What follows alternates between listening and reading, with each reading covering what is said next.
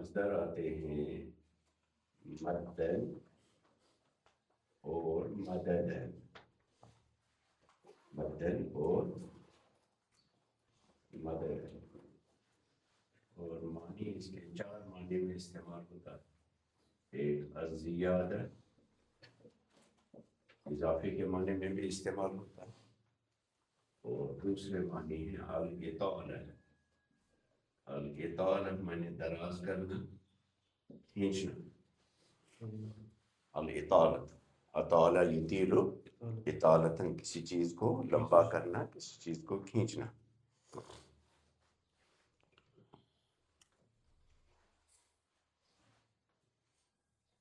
الزیادۃ، الاطالۃ، اور ایک آتا ہے الامہال، الامہال مہلت دینا، امہل یمہل امہال، مہلت دینا کسی چیز کا۔ اور چوتھے معنی آتے ہیں اعانت کے، الاعانت، اعانت، اعان یعین، اعانت کا مطلب ہوتا ہے مدد کرنا، مدد کرنا۔ وردی نہیں ہے کہ کل سے میں آؤں گا نہیں کلاس میں اگر آپ پراپر ڈریس میں نہیں آئیں گے۔ تو 4 معنی میں آتا ہے مدہ یمد، کون سا فعل مضاعف ہے، نصر ینصر کے باب سے آتا ہے مدن، سمجھے۔ زیادہ کے معنی میں آتا ہے اطالہ کے معنی میں دراز کرنا، زیادہ اضافہ کرنا، بڑھا دینا، اطالہ لمبا کرنا، کھینچنا، ٹھیک ہے۔ اور امہال، امہل یمہل امہال کا مطلب مہلت دینا، کیا کرنا، مہلت دینا کسی کو، یعنی اس کا انتظار کرنا نتیجہ نکلنے تک۔ اور ایک معنی آتا ہے مدد کرنے کی۔ اگر آپ کل ملا کر دیکھیں گے تو یہ 3 معنی قریب قریب ایک جیسے ہیں، اور یہ اس سے ڈفرینٹ ہے نا، مشترک، یہ مشترک معنی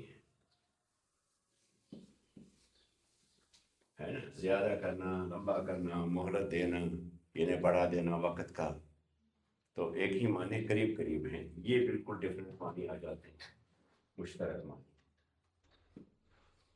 مدد کرنا۔ وَيَمُدُّهُمْ،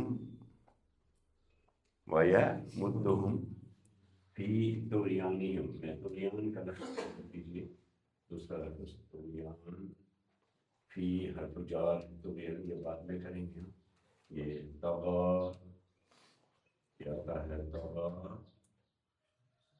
طغا، اور یطغا، یطغا، طغن، اور زیادہ آتا ہے طغیان، طغیان مصدر آتا ہے زیادہ، اور مجاوزۃ الحد کے لیے آتا ہے مجاوزۃ الحد، کیا، حد سے نکل جانا، صحیح، مجاوزۃ الحد۔ اور دوسرا آتا ہے العتو،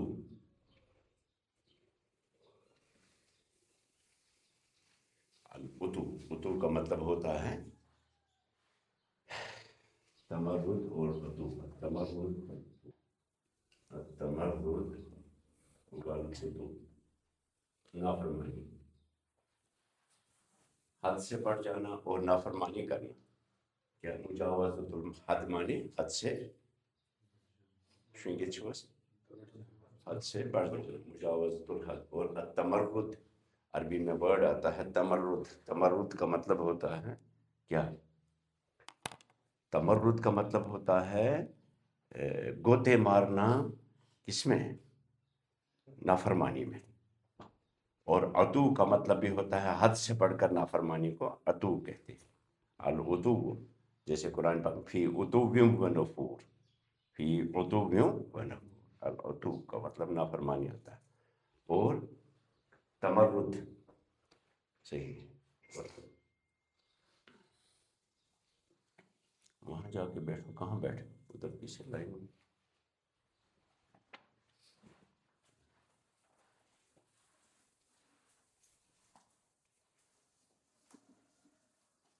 آپ بھی پیچھے کون تھا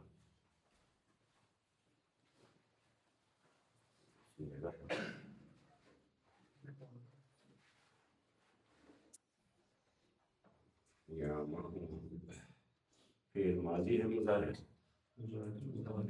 تو یہاں تو بطور مصدر کے استعمال ہوا ہے، اور یہاں مہوں فعل مضارع ہے نا، یا مہوں مفرد یا مہو یا مہو، اور استعمال ہوتا ہے ہمی ہے، ہمی ہے یا مہو، یا مہو ہمی ہے یا مہو امہن، امہن کا مطلب ہوتا ہے التحیر، یہ معنی میں آتا ہے حیرت زدہ ہونا، حیرت ہونا، حیرت کیا ہو، اس سے حیران بنتا ہے نا، مارے مارے پھرنا، پٹکنا، التحیر والتردد، والتردد، تردد کیا ہوتا ہے، وہی قریباً وہی معنی ہے، ادھر گیا پھر واپس آیا، رد سے تردد، ادھر گیا پھر واپس آیا، راستہ ملتا نہیں ہے، صحیح، ذهب الى هنا ورد، صحیح، ذهب الى هنا وجاء مترددا، پھر واپس آیا، تو رد کا مطلب ہوتا ہے واپس آنا، یا واپس جواب دینے بھی کوئی کہتے ہیں رد کرنا، جب ہم کہتے ہیں ہم نے اس کی بات رد کر دی، یعنی اس کا جواب دے دیا، واپس کر لیا، ٹھیک ہے۔ تو تردد کے دو معنی ہیں، کیا اس کے امی حیام و حکمت کے دو معنی ہیں، ایک ہے تردد اور ایک ہے تعیر، تعیر میں بھی ہے وہی حیرت زدہ، کوئی ڈیسیجن کر نہ پانا، قریب قریب ایک ہی معنی ہے لیکن سلائٹلی ڈفرینٹ ہے، دو معنی میں استعمال ہوتا ہے۔ اب اس کی ترکیب کو دیکھ لیجئے، وَيَمُدُّهُم میں واو تو عطف کے لیے ہے، یمد فعل مضارع ہے، ٹھیک ہے، جملہ یہاں سے شروع ہوتا ہے، فعل آغاز میں ہے، اور ہم اس کے ساتھ، ہم بولیے مفعول بھی، کون سی ضمیر، ضمیر نصب، ہم جو ہے وہ مفعول بن کر جڑ گئی ہے فعل کے ساتھ، تو ضمیر نصب ہوگی، سمجھ میں، وہی ہم، دیکھ وہی ہم یہاں بھی ہے اور یہاں بھی ہم ہے، یہاں یہ بطور یہ بھی متصل ہے ضمیر النصب، ٹھیک ہے، یہاں ہے ضمیر الجر، کیوں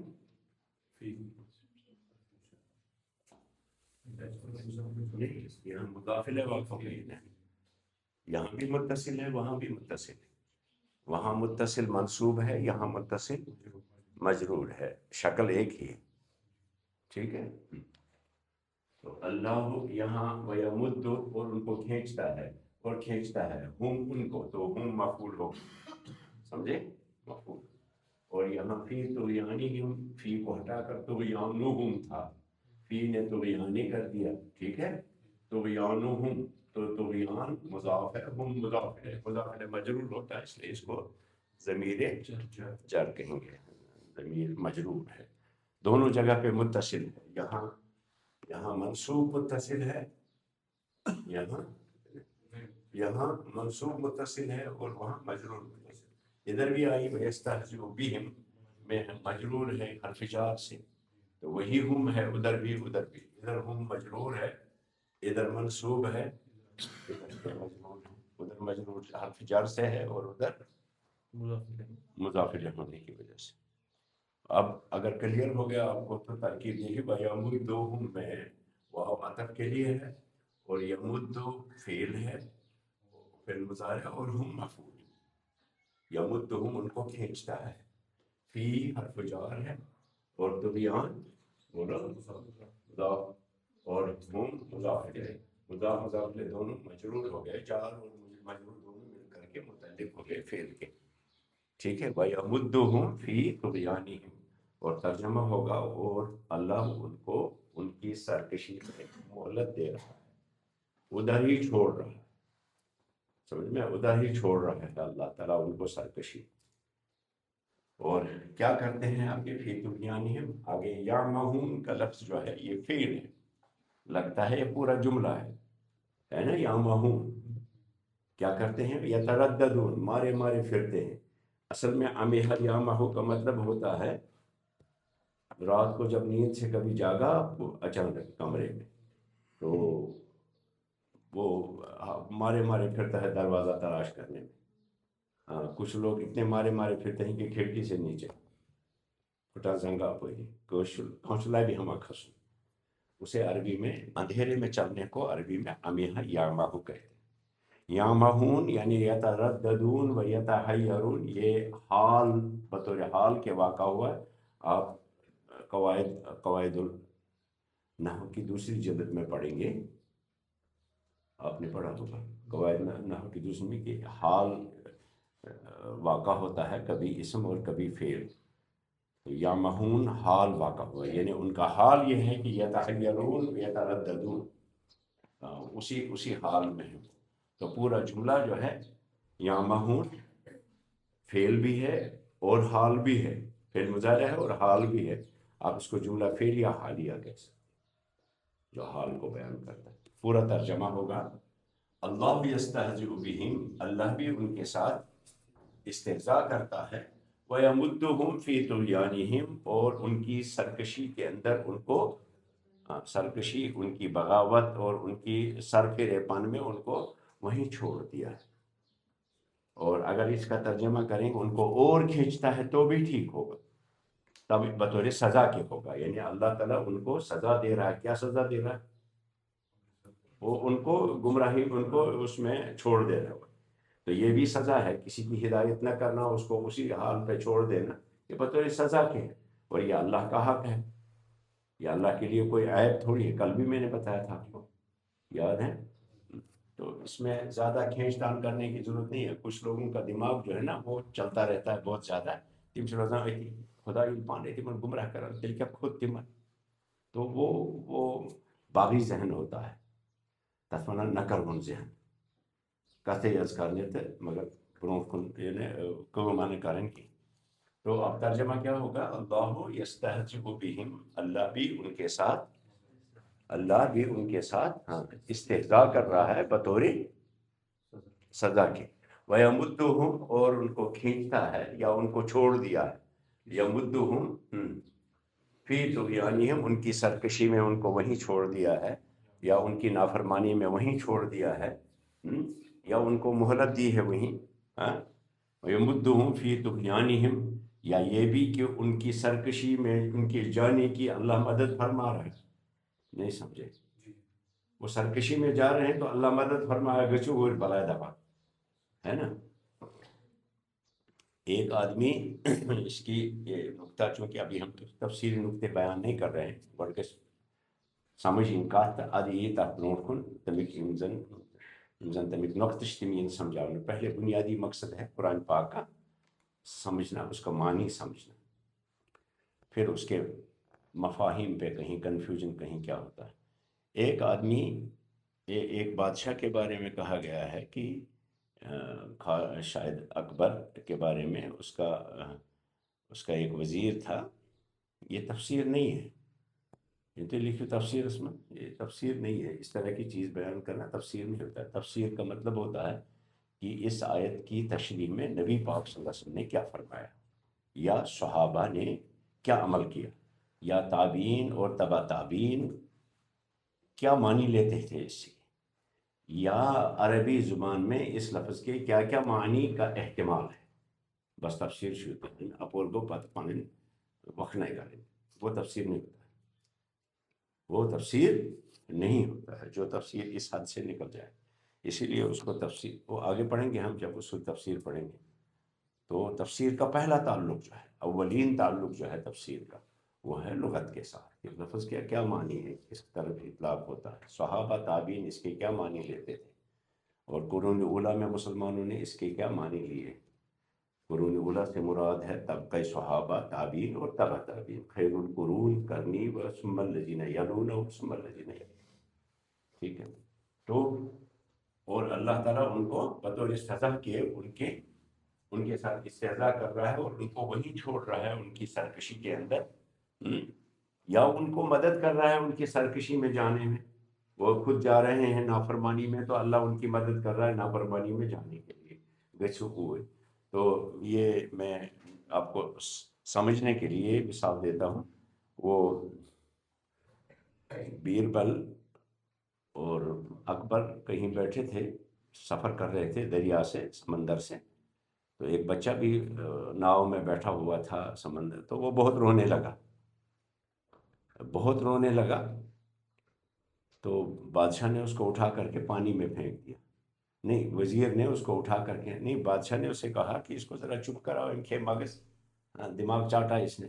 تو وزیر نے اس کو اٹھایا اور پانی میں، پہلے اس کو بہت کہتے رہے سب کا زو بندے جگر بندے ہوئی. وزیر نے اس کو اٹھا کر کے پانی میں 2-4 بار ڈبکیاں مار دی، پھر نکال کر کے بٹھا دیا، خاموش ہو گیا. تو بادشاہ نے اسے پوچھا یہ کیا راز ہے؟ دوپس أمس ٲس نہٕ اوتامتھ سلامتی ہنٛز قدر کینٛہہ. وہ تو أمس فکر کہ یُس ہُہ آب چھُ امہِ کھۄتہٕ چھُس بہٕ بہتر ییٚتہِ، اس لیے کٔرٕن ژھۄپہٕ، ہے نا. تو اس کو سلامتی کی قدر نہیں ہے، اس لیے سزا دینا پڑتا ہے. اللہ کبھی کسی کو گمراہی کے اس میں ڈال دیتا ہے. گچھن اوٗرۍ وار أمِس ترِ امیُک ٹیچر وار فکرِ کہ اتھ منٛز کیا سمجھے کہ نہیں. بچے کو ہاتھ سے آپ چھینتے ہیں چاقو، اتھا چھینی مگر سُہ چھُ تڑپان، سُہ چھُ ودان، سُہ چھُ پان ماران، سُہ چھُ لبن کھسان. ترٲیِو نیل راتھ کھنٛڈ ییٚلہِ شراکھ والہِ اتھس منٛز ترِ فکرِ، پتہٕ ترٛایہِ پانے. تو یہ بطور سزا کے جب ہوتا ہے وہ بھی دور رس نتائج ہوتے ہیں اس میں راہ پانے کے لیے، سدھرنے کے. ٹھیک ہے. تو اس لیے وہ سوال پوچھنے والے جو ہوتے ہیں نا وہ خوش قسم کے ہوتے ہیں. یہ یمن خدا تعالیٰ پانے کھینچان گمراہی مز یمن کیا خود.